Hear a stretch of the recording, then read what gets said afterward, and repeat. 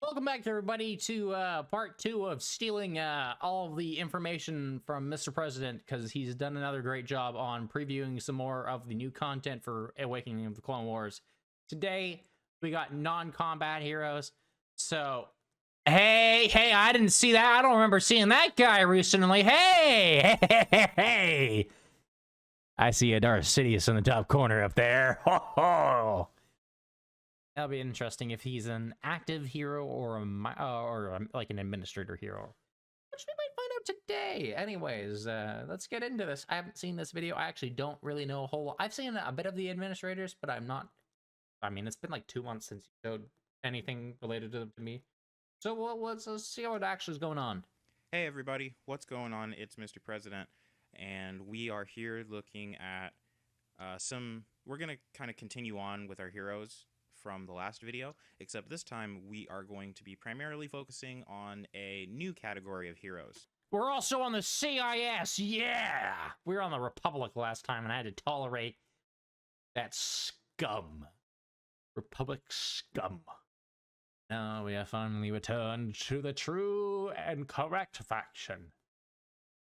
Dude, General Grievous, he's taunting me. If he clicks on him, if he clicks on that dude, he needs to make a video with just like almost clicking on General Grievous and then cutting the video. I would be so pissed, but it would be the funniest thing ever to see.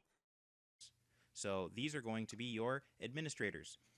Some of you caught from the first preview video that I did on the bounty hunters and Summarize the bounty hunters. The bounty hunters are going to have their own little building, a cantina. They work kind of like the minor ones, only they have a timer of 20 weeks.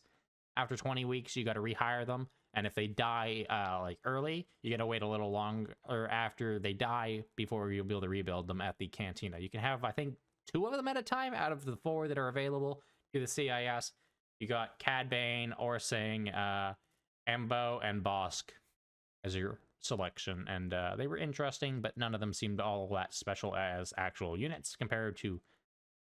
They're pretty much better. They're like Boba Fett or slightly different from the looks of it, which is awesome because, you know, Boba Fett's an absolute beast of a hero.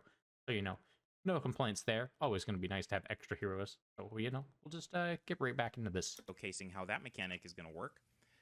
You guys were able to catch that in this build. Care less about that. What is this story act 1 establishing position? I'm going to assume that's what it says. We'll go over diplomacy, I think, in this one too. But anyways, story act 1. I have interest in that. I saw that in the bounty hunter one, and I would like to know what's going on. Limits overview. There was what's this? Yeah, there we go. So we got the commanders, which we saw in the last video I reacted to. We also got the bounty hunters. Like I said, there's got a limit of 2, and administrators. So these guys are really interesting. Administrators tab.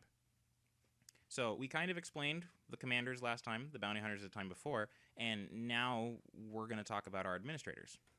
So the administrators are primarily going to be non-combat heroes, where the main impact that they have is going to be on the GC level.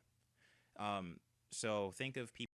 Some of these administrators are absolutely messed up, and it's amazing.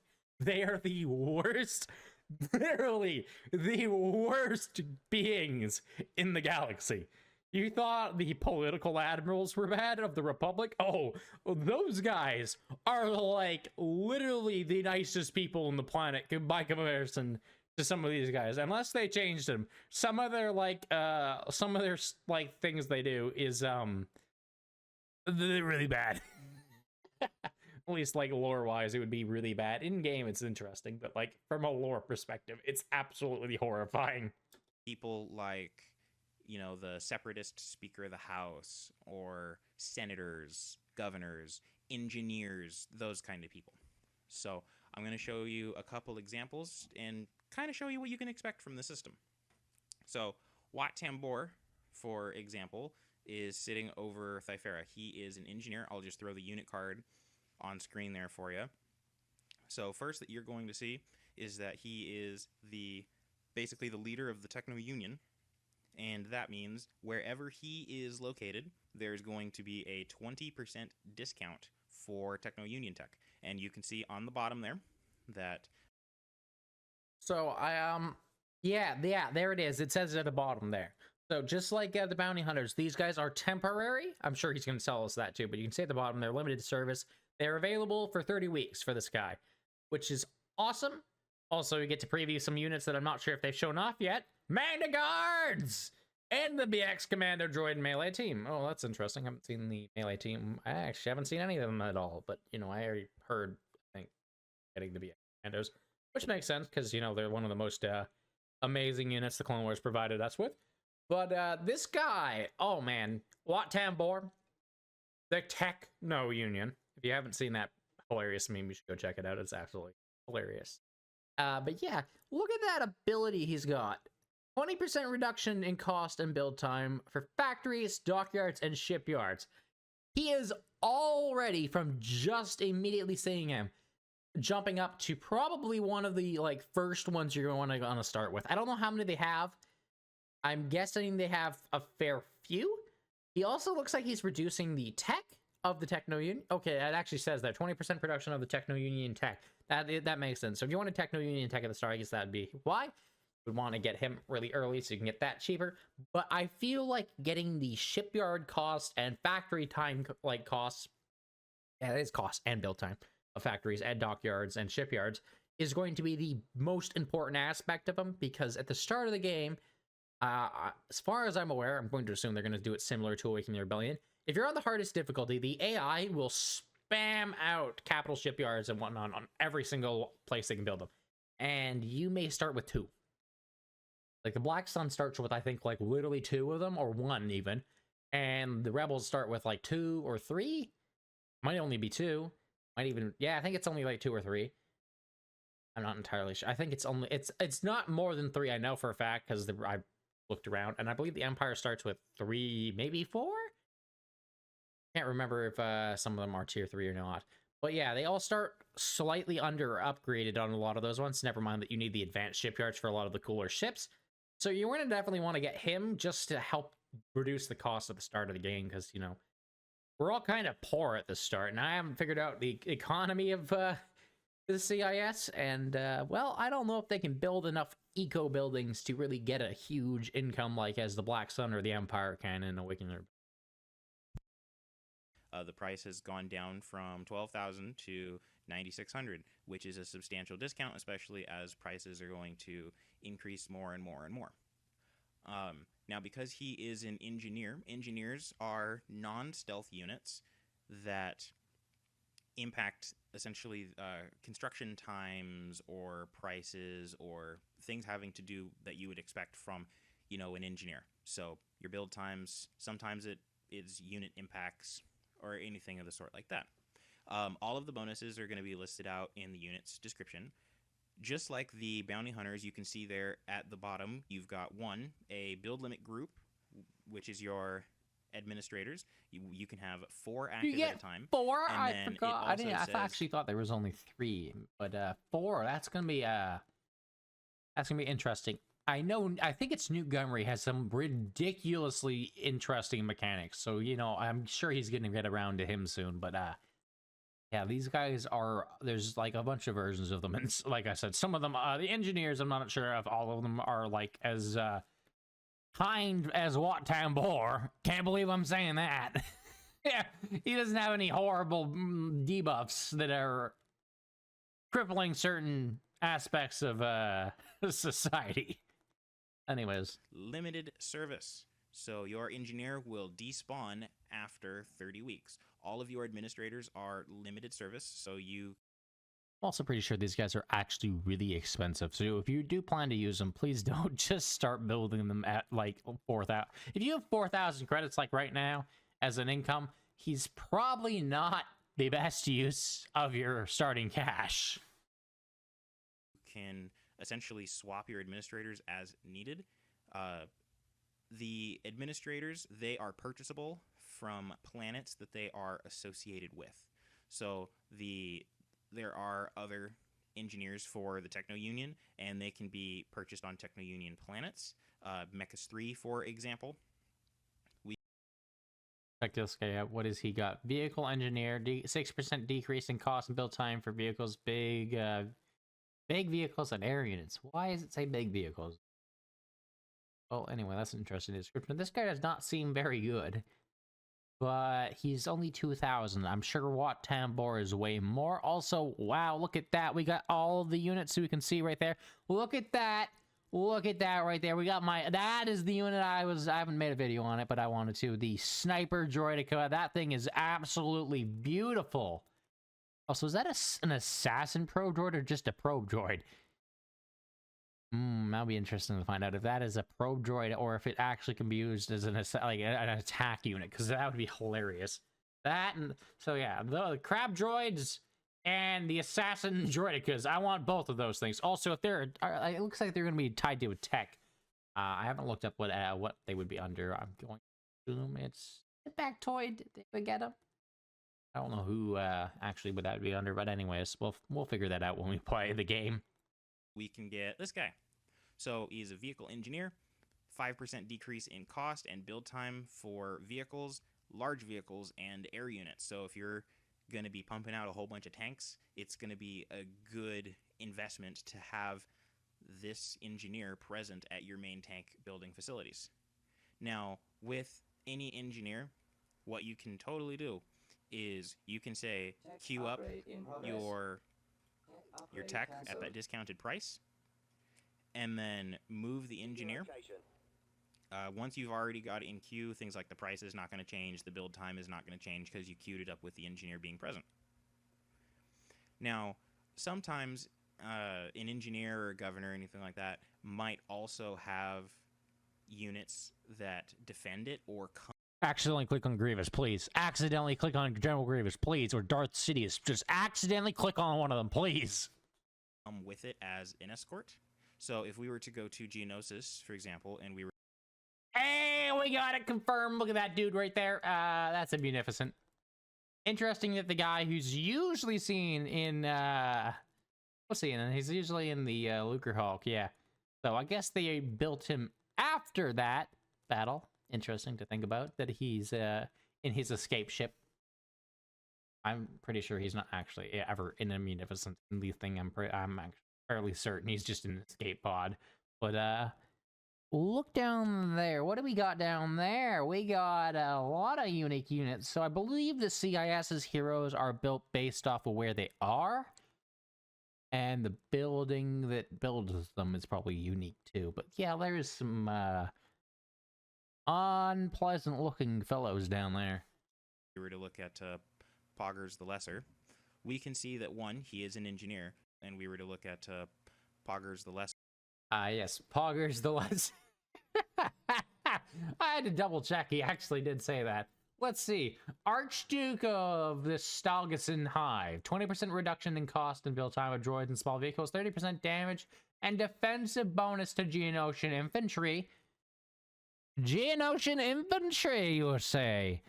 Are those, per se, buildable? Actually, I can see the, what's it called? The Black Sun's, barracks there, which I'm going to assume will possibly allow you to build this. Also, he looks like he's actually a ground unit that you could use in battle with a whole army of units.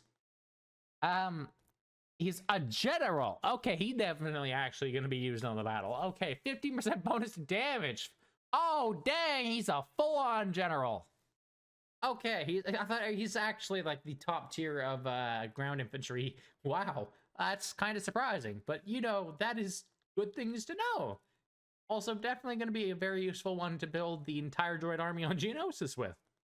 Sir, we can see that one, he is an engineer. Two, he is a cunning general. So from the last video, he has a trait. That trait is cunning. This is a pretty strong one.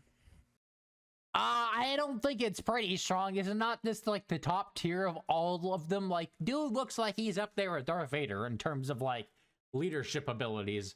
Like, he looks like he's leading the ground army as the pinnacle of the CIS's military strategists. Which kind of makes sense. Like, I mean, he was actually really powerful and, like, intelligent and wise for a bug. What, you thought I was gonna, like, give him all that? No. He died like a dog, but, you know, he did okay for a bug.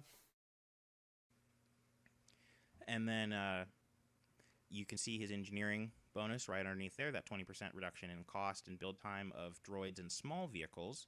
Yeah, I just noticed there is 2 Geonosian soldiers. Oh man, I actually like that idea. If we can build Geonosian units, that'd be so cool as an army.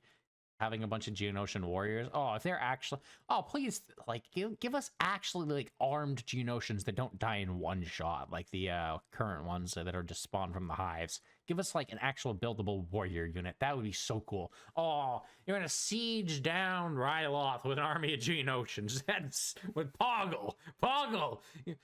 Poggers the Lesser's gonna lead an army of Geonosians to siege down the neighboring planets of Ryloth. I guess this would just be planet, but area around Ryloth. Anyways, you get the point. It would be hilarious to see that. So if we had, say, Geonosis set up as a full factory that could build everything, having that Techno-Union engineer as well as Poggle combined would basically make it so, hey, we've got cheaper cost, faster build of pretty much everything, on top of there being a bonus to, you know, Geonosian infantry. And then you can see in the ground complement there, he will be in a fortified shuttle, just like kind of those fortified Lambda shuttles that you're used to seeing in AOTR, where it functions as a defensive emplacement, that will also spawn an escort at their position. Same thing here, limited service, 30 weeks, part of that 4. Hold on a minute. How is he Wait, what? Is he able to be deployed as an offensive unit? He just deploys a land and defense position or whatever? What? Huh? Okay, we're gonna have to see how that looks on the ground. I don't know if you can actually actively attack the... You know, lead an assault with Poggle, he just deploys this, like, shuttle defense. Well, you better win the battle, because I don't think those things count as a retreatable unit. Group build limit. Now, a different example here. This is a governor. This is the most insane thing ever. It's absolutely ridiculous, this hero. Do you see this guy? He is absolutely ridiculous. Also, let's see if Mr. President describes it. Governor. This is Gunray. Gunray is a little bit unique because, 1, he is a coward. 2, he has a mega freighter. So he runs around the galaxy, and if you put him in space, he will autopath, just like freighters do in AOTR, generating money as he goes, as well as, you know, having an economic buff, which you can see right now on Raxus Secundus. Dude, that governor bonus, oh my gosh. How we can see the governor bonus there, plus 573 credits, just from Gunray being present. So your governors are primarily going to impact your planet directly. These are going to be things that might be economic boosts or local build time reductions. But primarily it's going to be focused on economic boost or maybe even in some cases population. For example of that here, I'm not even going to try and pronounce these names. You guys know who this is. This is the Speaker of the House. Bekla Wise. I'm going to just to pretend that's his name. Senators may pass through enemy-controlled worlds on... What the heck word is that?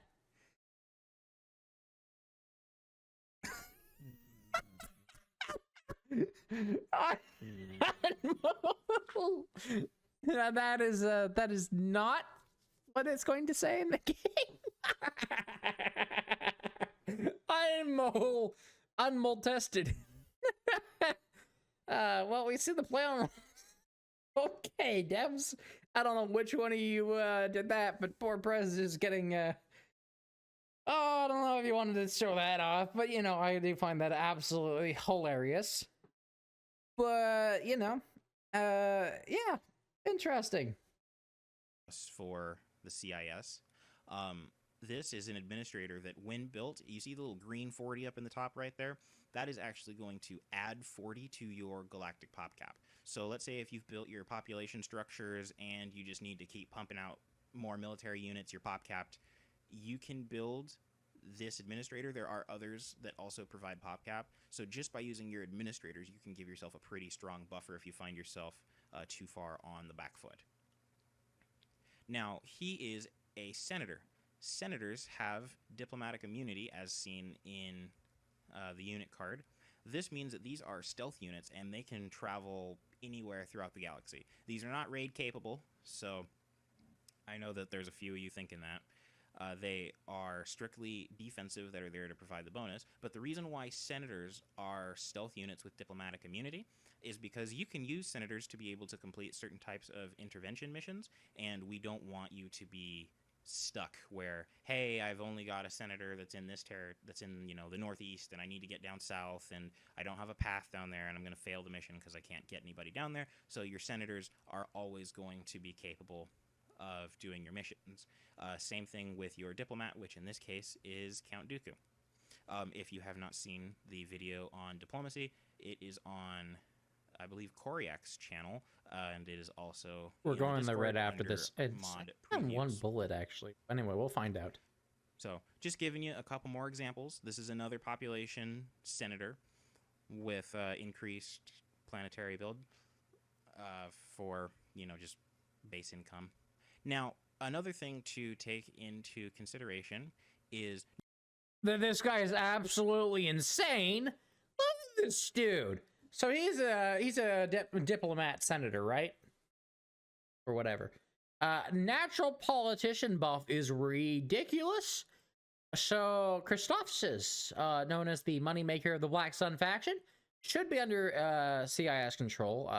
Or maybe it's Republic. I'm not sure where. I guess it probably is Republic at the start, but we'll take it back. Don't worry about that. That'll be a very early season for us. Should just say the Republic garrison will not survive. Anyways, look at that bonus. 50% increased planetary base income. So that means it doesn't apply to any of the mines or anything you build onto the planet. That just builds right off of the base planet. But if a planet makes like 300 credits, you get like 150 more from just having him on the planet. And then he makes freighters and power generators galaxy-wide 25% off. That is very good. And I like that we have freighters. Oh, I'm gonna spam it now. All the freighters. I'm gonna have the best eco ever. And oh my gosh, the diplomatic immunity thing is never going. It's never going away. Notice how it says there 25% build cost and time reduction for power generators and freighters galaxy-wide. So how this works is, at the time that the Senator is finished being built, everything across the galaxy, across all of the planets that you currently own, all the power generators, all the freighters are going to be discounted. However, if you conquer new planets, they will not receive the discount. The script that is attached to any senator or governor or engineer with a global bonus is going to update every time the unit is moved. So if you were to move this guy, there's going to be a little bit of a lag spike. That's because the script is going to be checking through all the planets, making sure that the bonus is applied, and it's going to do that every single time that the senator is moved. So just something to keep in mind. Trying to get ahead of people saying, oh, there's severe lag inconsistently in the GC or anything like that. Now, that means it's probably not a good idea to build that guy to do the missions, which you can see like the icon right here. It's over there right here. The diplomat missions. If you're doing one of these missions and it's across the galaxy, probably not a good idea to send that guy, because he's going to take so long to get over there. And if you get a lag spike every planet along the way, you're going to be not having a good time. Now, every hero unit that you see on the build bar right down here, not all of these are going to be senators, governors, engineers. These are some of the commanders that we had taken a look at, same concept as the previous one. Like, here is a pretty cool one. Gap Knox leading a Nemoidian gunnery battalion. Pretty good infantry. That is real. Look at that. Look at that, dude. Oh, I love these like random, like special, like type dude. What's the way? The like unique units, basically the planetary garrison forces that are like known to be really cool in the, such as these guys. These guys always looked really cool. I mean, they didn't do very well whenever we actually saw them, but like I like to think that they are pretty cool. Yeah, they got a very awesome ability too. This guy's got firing command, which is amazing, and then deploy barricade. Deploys small. Oh, he's got sandbags. Oh, sweet. Hero, nice. Disciplined. Wait. He has 3 abilities according to the list there. So in fire, yeah, get into the dude. This guy's gonna be absolutely ridiculous. His bonus is trash. Don't get me wrong; it's not like insane or anything, or amazing, or even remotely close to him awesome. But look at that bonus! Like, look at all those abilities. 3 abilities. That is insane. I don't think a single unit has 3 abilities in the current game, does it? Maybe one does, but I don't remember off the top of my head any of them do. Is the trait. These guys are recruited from a structure called the Congressional Office. And you can see where they can be built based on Confederacy, Congressional Office. That's going to show where they can be built. This is where your heroes can be built. And then everybody's got their tech requirements and everything like that listed. Your governors, senators, and engineers do not have tech requirements. Now, where you can build these governors, senators, and engineers is actually just going to be per planet. So if we were to look at Paramount, for example, we can build, I'm going to try and say what, Tikas? I don't know. Don't ask me how to pronounce any of this stuff. I haven't heard of half of these people before we started doing all this. Or, you can go to Cata Pneumonia, pick up Lot Dodd. So, Cata Pneumonia, pick up. Let's see, what does he have? Okay, so he's also going to have the, he's a trade senator, so he is going to do commerce stations of freighters, okay. And gambling income bonus, yeah, very good, very good. Lot Dodd.